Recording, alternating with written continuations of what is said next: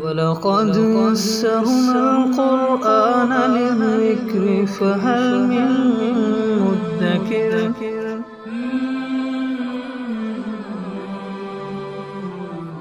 سورہ مرسلات اعوذ باللہ من الشیطان الرجیم بسم اللہ الرحمن الرحیم والمرسلات عرفا،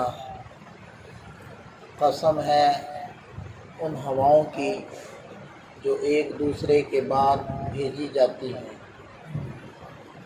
فالعاصفات عصفا، پھر قسم ہے ان ہواؤں کی جو تیز آندھی بن کر چلتی ہیں،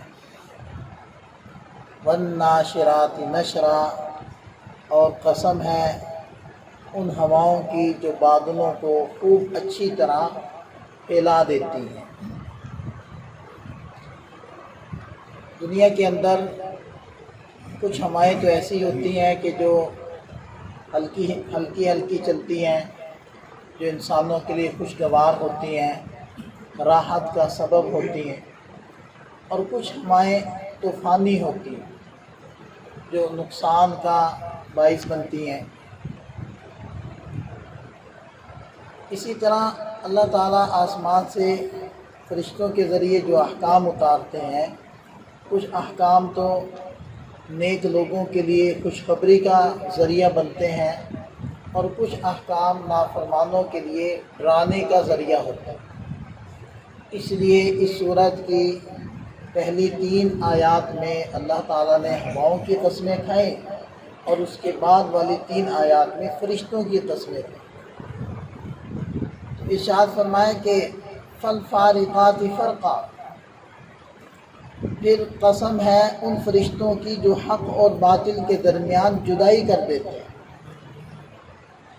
فالملقیات ذکرا، پھر ان فرشتوں کی جو نصیحت کی بات کو نازل کرتے ہیں، عذرا او نذرا، وہ نصیحت کی بات یا تو نیک لوگوں کے لیے عذر معذرت کا معافی مانگنے کا ذریعہ اور سبب ہوتی ہیں، یا پھر گنہگاروں کو نافرمانوں کو ڈرانے کا سبب ہوتی ہیں۔ یہ قسمیں کھا کر ارشاد فرمایا کہ انما توعدون لواقع، جس کا تم سے وعدہ کیا جاتا ہے یقیناً وہ واقع ہو کر رہے گی، یعنی قیامت۔ تو گویا کہ اس صورت کا بھی جو مرکزی نقطہ ہے وہ قیامت ہے، قیامت کا وقوع ہے۔ اور پھر اس کے مزید احوال ذکر فرمائے، ارشاد فرمائے کہ فَإِذَا النُّجُومُ طُمِسَتْ، وہ قیامت تب قائم ہوگی جب ستارے بے نور ہو جائیں گے، جب ستارے بجھ جائیں گے۔ وَإِذَا السَّمَاءُ فُرِجَتْ، اور جب آسمان چیر دیا جائے گا۔ وَإِذَا الْجِبَالُ نُسِفَتْ، اور جب پہاڑوں کو ریزہ ریزہ کر کے اڑا دیا جائے گا۔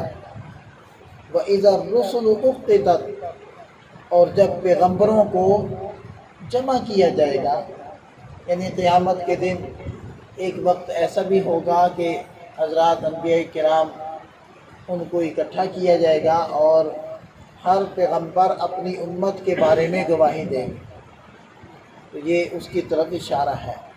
لِأَيِّ يَوْمٍ أُجِّلَتْ، یہ سارا معاملہ کس دن کے لیے مؤخر کیا جا رہا ہے، یعنی ستارے کیوں نہیں بجھ رہے، اور آسمان کیوں نہیں چیرا جا رہا، پہاڑ کیوں نہیں ریزہ ریزہ کر کے اڑائے جا رہے، ان کو مؤخر کیوں کیا جا رہا ہے۔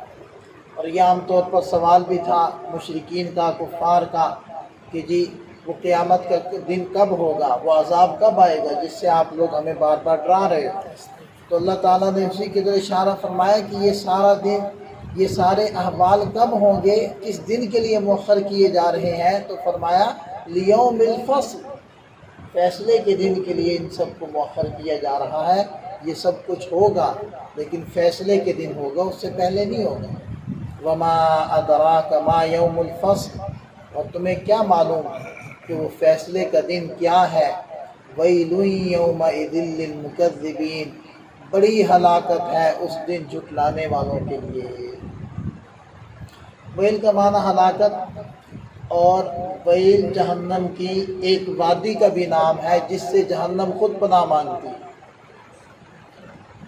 الم نہلک الاولین، کیا ہم نے پہلوں کو ہلاک نہیں کیا؟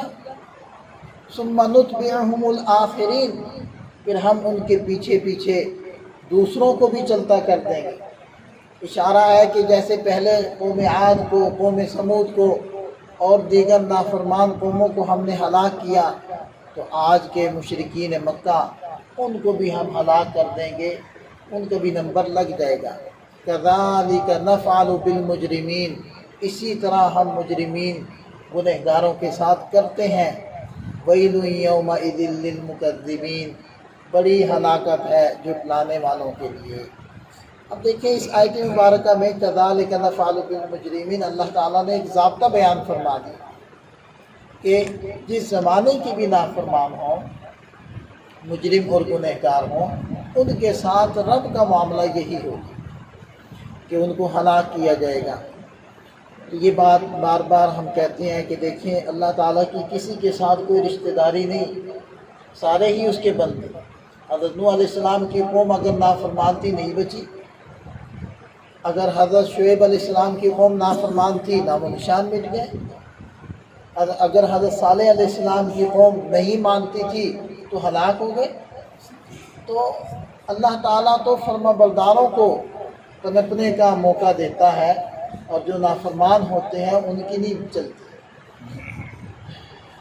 اب یہ جو امت ہے نبی پاک صلی اللہ علیہ وسلم کی امت ہے، آپ علیہ السلام کی دعائیں ہیں، رو رو کر دعائیں ہیں، اس لیے کسی اجتماعی طور پر ہلاکت سے یہ امت محفوظ ہے۔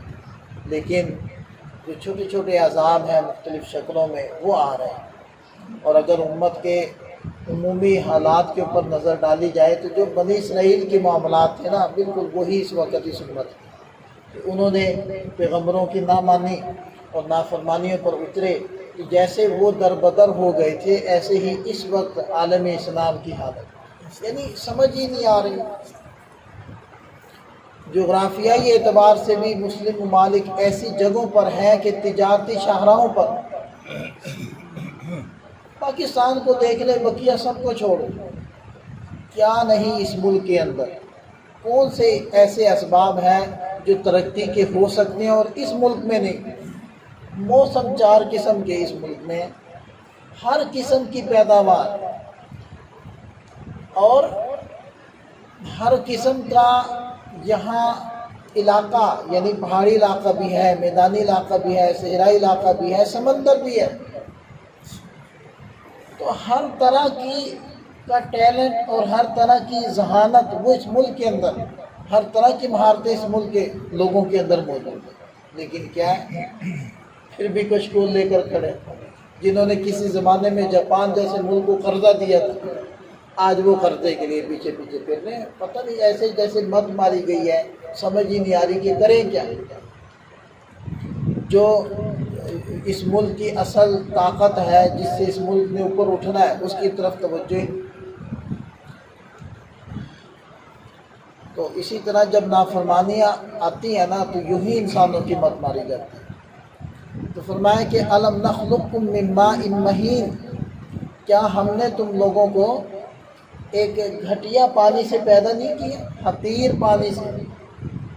فجعلناہ فی قرار مکین، پھر ہم نے اس گھٹیا پانی کو ایک مضبوط جگہ کے اندر ٹھہرایا، یعنی شکم مادر میں، الی قدر معلوم، ایک معلوم اور مقررہ مدت تک کے لیے۔ فقدرنا، پھر ہم نے انسان میں توازن کو پیدا کیا۔ فنعم القادرون، اور کیا ہی ہم توازن کو پیدا کرنے والے۔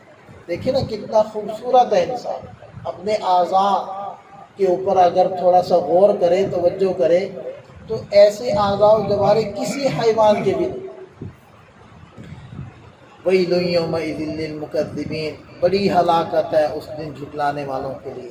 الم نجعل الارض کفاتا، کیا ہم نے زمین کو سمیٹنے والا نہیں بنایا؟